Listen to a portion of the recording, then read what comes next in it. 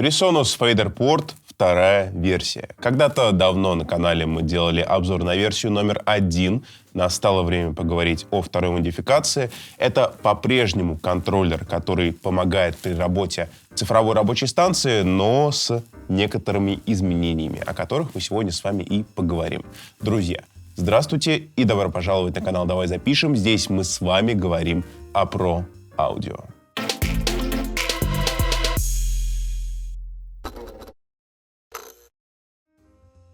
Это MIDI-контроллер. Для тех, кто не в курсе, я напомню, что на него переносится часть функций, которые обычно у нас выполняются какими-то зажатиями горячих клавиш, с помощью клацаний мышки, клавиатуры и так далее. То есть здесь у нас есть все основные функции, которые есть в цифровой рабочей станции, за которыми обычно приходится тянуться, но вот теперь у вас это все будет прямо под рукой, что действительно упрощает вашу работу. Немножечко поговорим о совместимости, потому что PreSonus — это, конечно же, Studio One, но эта штучка работает не только со Studio One, есть совместимость с Cubase, Sonar, Ableton, есть совместимость с Logic. Все основные цифровые рабочие станции поддерживаются, что не может не радовать. Опять же, если мы говорим о системе в целом, то это либо Mac, либо PC. Также поддержка у нас имеется. За кадром я уже успел установить все необходимое программное обеспечение. Это всего лишь одна контрольная панель от PreSonus. Подключаем устройство, открываем контрольную панель, и она сама определяет, нужно ли обновить прошивку к вашей железке. Например, мне нужно было обновить прошивку, я нажал «Обновить», у меня контрольная панель все обновила, и, как вы сейчас видите, у меня самая свежая на данный момент прошивка. Ну, раз мы уже обратили наш взор на мой компьютер, давайте поговорим о том, что у нас происходит в цифровой рабочей станции. Здесь собран мультитрек из джазового квартета. Сегодня наш слух будет услаждать подобная музыка. Я возьму наушнички, накину, и мы потихонечку с вами начнем. Для этого я нажму play на этом устройстве.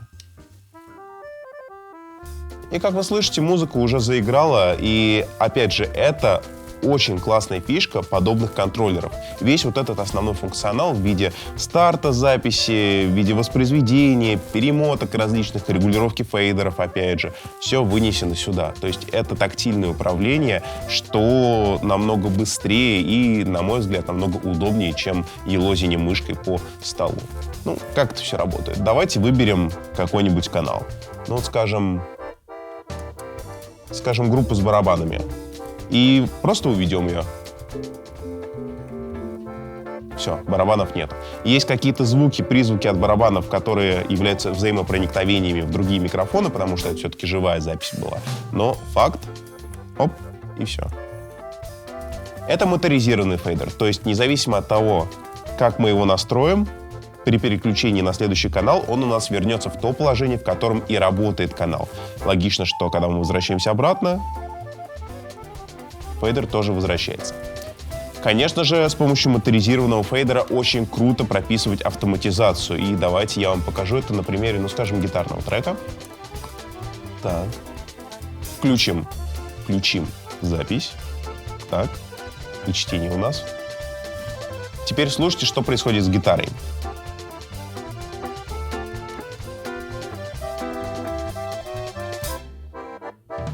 Нету гитары. Гитара вернулась, и гитара начинает сходить с ума. Теперь я делаю небольшую паузу. Я чуть-чуть немножечко отматываю обратно.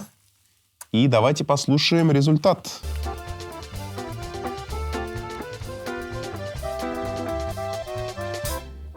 Видите, то есть я прописал автоматизацию по громкости, и теперь фейдер следует этой автоматизации.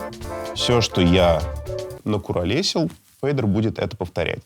Если мы хотим от этого от всего избавиться, если нам не понравился результат нашей деятельности, здесь есть Ctrl-Z, так называемый. Если что-то нам вдруг не понравилось, зажимаем Shift и зажимаем Undo. Оп.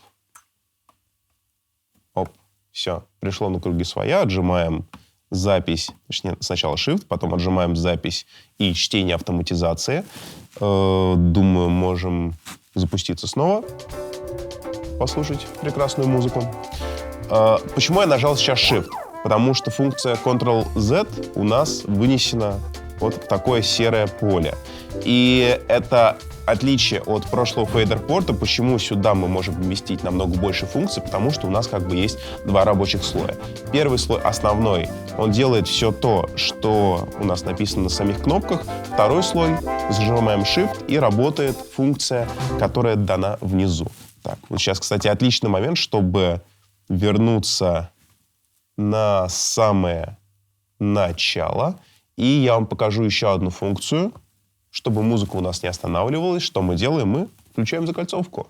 Я уже выделил необходимую зону. Теперь нажимаем на play, и мультитрек будет проигрываться из раза в раз без каких-либо остановок. Так вот, соло-мьюты. Что они нам дают? Ну, логично. Засолили. Замьютили, гитары нету. ARM — это функция для выделения канала на запись. Мы хотим что-то записать на канал.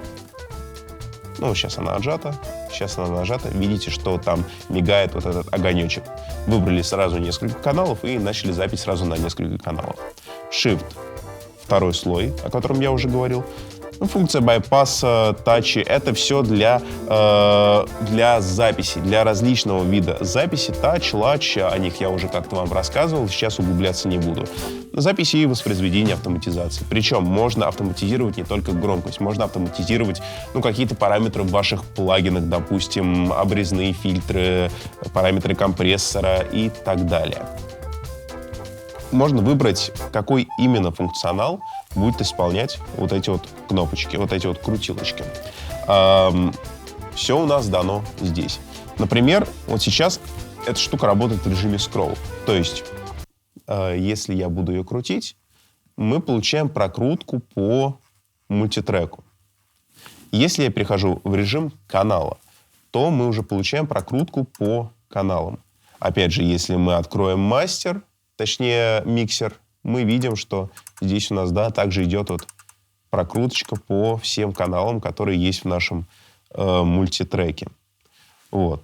Есть какие-то вещи, вроде, написано link, а эта штука запускает нам, здесь более развернутую информацию по каналу. Я посмотрел в руководстве, и это никакая не ошибка, просто, видимо, изначально надписи все-таки делались исключительно для Studio One, и для других рабочих станций поменять их не было возможности, потому что они нанесены прямо на кнопки. Хотя, я помню, было устройство, это вроде X-Touch был, где прям какие-то шли специальные картоночки с различными подписями под разные рабочие станции. Вот здесь, мне кажется, если сделать то же самое, было бы намного удобнее.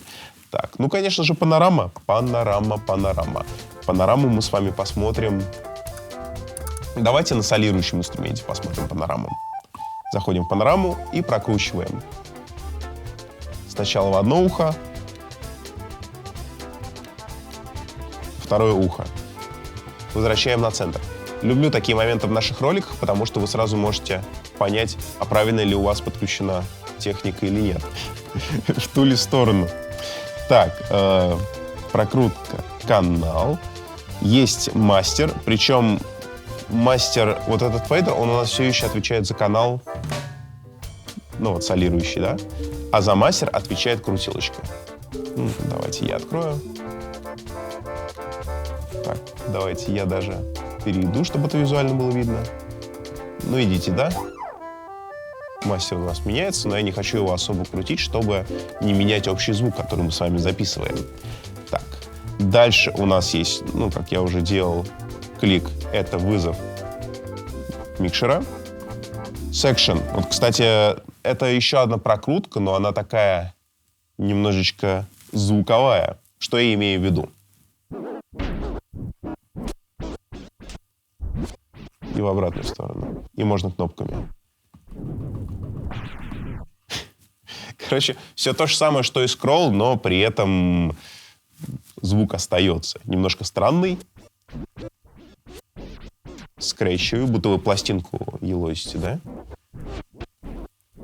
Опять же. Функция маркеров. Тоже достаточно интересная. Я уже создал дорожку с маркерами. Это метки, которые мы можем с вами расставлять по мере всего мультитрека.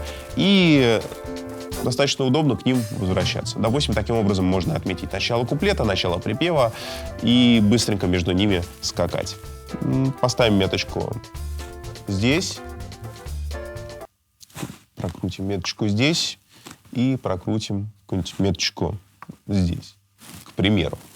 И теперь в режиме маркер мы просто нажимаем на стрелки и переключаемся между этими меточками. Вот. И опять же можно... Тут у нас либо меточки, либо самое начало нашего мультитрека. Контрольная панель. Как я уже сказал, и на самом деле вы увидели, что во всем этом ролике я и активно пользовался. Запись, воспроизведение, пауза. Есть кнопка стопа, есть кнопка для закольцовки и промотка в одну сторону и промотка в другую сторону. Если мы обратимся на заднюю часть этого устройства, то сможем найти разъем типа джек. Он создан для подключения педали, которая также упрощает жизнь в вашей повседневной работе. Если вы в данный момент находитесь в поисках одновременно подобного контроллера и аудиоинтерфейса, то я вам настоятельно рекомендую посмотреть наш обзор на PreSonus I/O Station. Это устройство, которое в себе соединило вот такой контроллер и звуковую карту внешнюю. Достаточно прикольно, достаточно удобно, чтобы не городить кучу из звуковой карты и контроллера. Все это соединено в одну, занимает намного меньше места на столе, и, на мой взгляд, это идеальное решение для дома. В комплекте вместе с FaderPort мы с вами получаем бесплатное программное обеспечение. Это и несколько цифровых рабочих станций, в числе которых, естественно, Studio One от PreSonus и Ableton Live Lite. Ну и, конечно же, различные другие программы, в том числе и плагины для работы со звуком. Друзья, мне будет очень интересно узнать от вас, что вы думаете по поводу этого контроллера. Я с ним поигрался, он достаточно удобный, и, на мой взгляд, у него есть единственный достаточно важный недостаток, что здесь некоторые надписи, они не соответствуют действительности. Вот. Понравилось, что здесь есть, кстати, программируемые кнопки, так называемые F-кнопки. То есть мы можем с вами зайти в цифровую рабочую станцию, можем открыть управление MIDI и назначить любые команды, любые MIDI-сигналы на эти самые кнопки. Здорово, есть какая-никакая возможность для модернизации под себя, а, как вы прекрасно знаете, я такие вещи очень и очень люблю. Это был канал «Давай запишем». Здесь мы с вами говорим про аудио. Друзья, я не прощаюсь, а говорю лишь до свидания. До встречи в следующем ролике. А где Ctrl-Z? Я его все время теряю.